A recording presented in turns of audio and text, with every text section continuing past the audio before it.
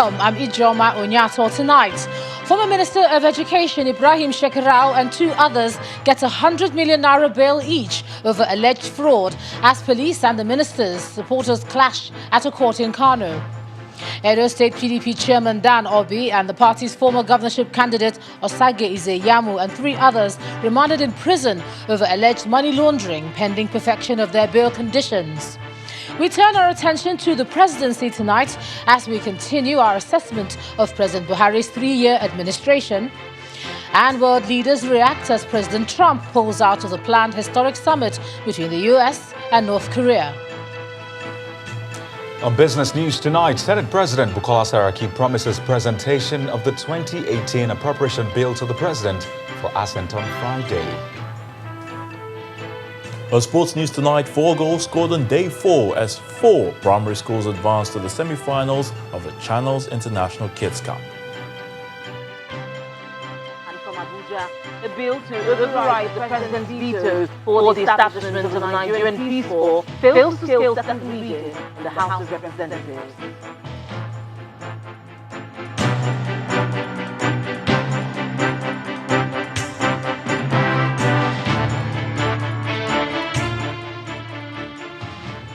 We begin tonight at a federal high court in Kano, where pandemonium was let loose today at the arraignment of a former governor of Kano State and former Minister of Education Ibrahim Shekarau and two other persons.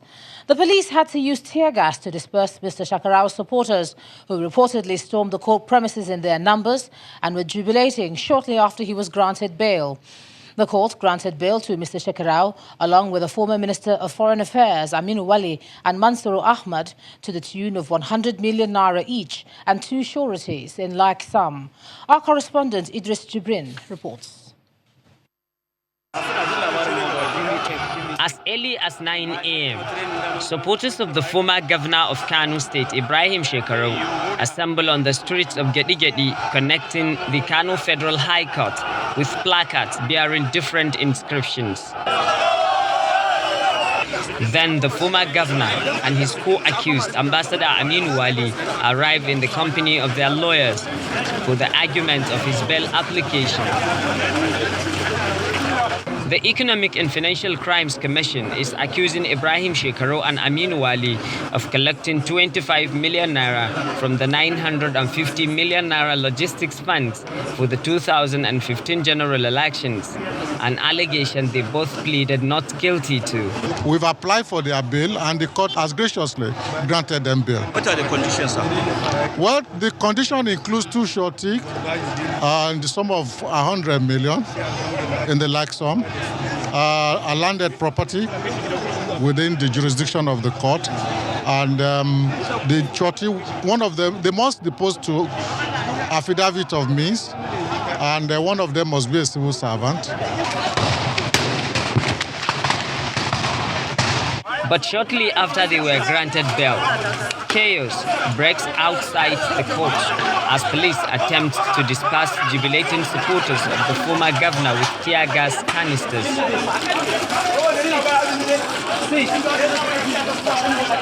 Ibrahim Shekarau was the governor of Kano State for 8 years. He was thereafter appointed Minister of Education by the then President Goodluck Jonathan. It is expected that both counsel to the EFCC and counsel to Malam Ibrahim Shekarau would have to prove beyond reasonable doubt to this court that Malam Ibrahim Shekarau has either collected this money or not. Idris Jibrin, Channels Television News. The Federal High Court sitting in Jos also witnessed its own share of drama today, where some loyalists of the former Plateau State Governor, Jonah Jang, attempted to stop EFCC operatives from taking him back into custody. Justice Daniel Laundering granted Mr. Jang bail in the sum of 100 million naira with 2 sureties in like sum. One of the sureties must be a first-class traditional ruler within the jurisdiction, and he is expected to deposit his international passport with the court. The former governor was arraigned along with a former government cashier, Yusuf Pam, on various charges, including misappropriating monies disbursed by the Central Bank of Nigeria for beneficiaries of the Micro, Small and Medium Enterprise Development Fund. next step is to face the trial. The charges are there, and they are to produce the witnesses they feel will, make their case worthwhile. But I don't think we have any pains at all. Again, since we're out today, the pains of incarceration we have put behind. God has been with us during incarceration, and we are happy we're out.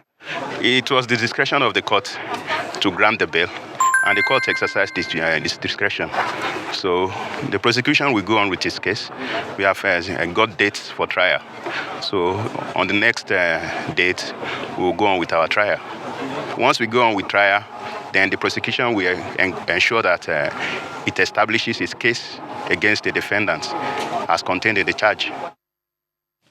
Meanwhile, the Federal High Court in Benin City, the Edo State capital, has remanded the state chairman of the PDP, Dan Orbith, and the party's flag bearer in the last governorship election, Osage Ize-Iyamu, in prison custody. Chief Orbith and Mr. Ize-Iyamu, along with 3 others, are to remain behind bars until they fulfill the conditions of the bail granted to them by Justice Patrick Ajoku. The 5 men were arraigned by the Economic and Financial Crimes Commission on charges bordering on money laundering to the tune of 700 million naira. They all entered a plea not guilty, and after considering their application, Justice Ajoku granted them bail, each in the sum of 10 million naira and 2 sureties in like sum. Counsel to Mr. Ize-Iyamu was confident in the defendant's ability to meet the bail conditions early. Well, the case was called, and the defendant's plea were taken, and they all pleaded not guilty. And I led for the first defendant, and then thereafter moved his bail application, which was granted. The court granted the bail application at the sum of 10 million naira with 2 shorties. And thereafter, the case was adjourned to July for trial. They'll go home today. Once the bail conditions are perfected, they will go home to their families. In other legal matters, Justice John Toho of the Federal High Court sitting in Abuja has criticized the House of Representatives for suspending the former chairman House of Representatives Appropriation Committee, Abdulmumin Jibrin. Delivering judgments, Justice Toho declared the suspension as null and void and of no effect. He also ordered the House of Representatives to pay all outstanding salaries and allowances that accrued Mr. Jibrin while he was on suspension. Justice Toho also observed that even offences seen as more serious against the Speaker only attract a suspension of not more than 30 legislative days. Honorable Jibrin was suspended by the House of Representatives for 180 legislative days on September the 28th, 2016. Away from legal matters, Nobel laureate Professor Wole Soyinka is asking the international community to intervene in the killings across the country to prevent a repeat of the Rwanda genocide. Professor Soyinka made the call when he led a delegation of the Association of Nigerian Authors to a meeting with Governor Samuel Ortom at the Government House, Makurdi. The unending killings in Benue State and other parts of the country is still a major concern in Nigeria.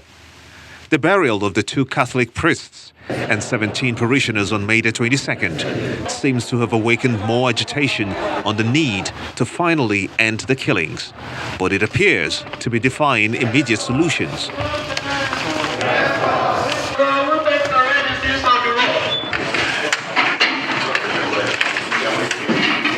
The latest intervention is coming from Nobel laureate Professor Wole Soyinka. He leads some members of the Association of Nigerian Authors for an advocacy meeting with Governor Samuel Ortom at the Government House, Makurdi. Governor Ortom opens up to the literary icon on the murder of 3 persons on Wednesday, May the 23rd, along Naka Road, while returning from the burial of the priests. Why people attended the mass burial for the priests and the other parishioners. On their way back, they were ambushed and killed by the same mercenaries, whether Boko Haram or Libyan mercenaries or Fulani herdsmen, whatever you call them. All that we want is that let justice be done. to all of us. The revelation did not, however, go down well with Professor Soyinka, who says that the government is not doing enough to end the killings. The trouble with not calling things by their proper names and at the right time is what leads communities, nations, people generally to start treating a malignant tumor with Vaseline. There's no other word for it. Let's not play around with euphemisms. There's no other word but ethnic cleansing.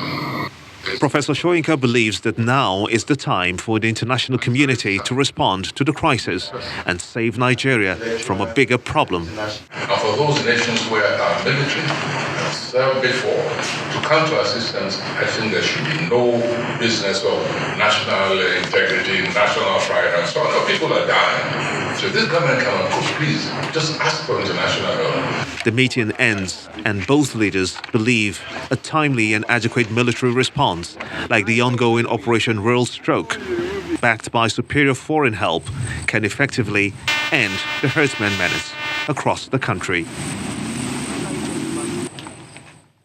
Human rights group Amnesty International is accusing the Nigerian military of torture, rape and killing of civilians during its fight against the Boko Haram insurgency. The rights group is alleging in its latest 89-page report that the crimes were perpetrated for years and have continued despite a presidential inquiry into the matter last year. A statement from the director of Amnesty International in Nigeria, Osai Ojigo, says, quote, "It's absolutely shocking that people who have already suffered so much under Boko Haram have been condemned to further horrendous abuse by the Nigerian military. Instead of receiving protection from the authorities, women and girls have been forced to succumb to rape in order to avoid starvation or hunger." End of quote. The latest report by Amnesty International catalogues the exploitation of the major victims of conflict, women and children, by Nigeria's security forces, with an extensive investigation involving more than 250 interviews and covering satellite camps in Bama, Banki, Ran, and Dikwa. It also includes interviews with 48 women and girls released from detention, as well as the review of video, photographic, and satellite imagery. The systematic gender-based violations, especially sexual violence that women and girls in the IDP camps have suffered and continue to suffer, is linked to weak institutional and legal frameworks for entrenching gender equality in Nigeria. According to the report, this exploitation takes several forms. There are cases of women and girls confined to satellite camps and forced to become girlfriends of soldiers in exchange for food and other humanitarian assistance. And then there's the strange case of targeted persecution of women and girls who are suspected to be relations of the insurgents. Representative of the military at the launch declined comment, but the military has continually denied these claims over the years. Some legislators at the event say the report is not an anti-government propaganda, but an opportunity for the country to take a hard look at itself. Is it possible for us to fight terror without violating fundamental human rights? Yes, it's possible. Is it possible for us to manage humanitarian situation in the Northeast without raping and indiscriminately detaining people? Yes, it's possible. There have been proven cases of corruption, indictment of people who in the industry are often referred to as disaster profiteers.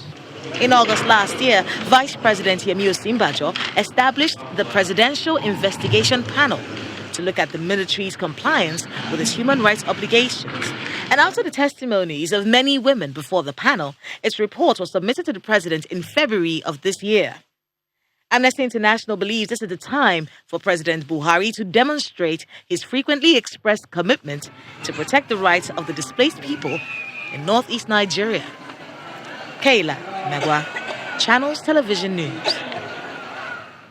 In part two, after the break, the military reacts to Amnesty's report, plus Deputy Speaker of the Ekiti State House of Assembly impeached over alleged gross misconduct. That's in a moment. Please stay with us.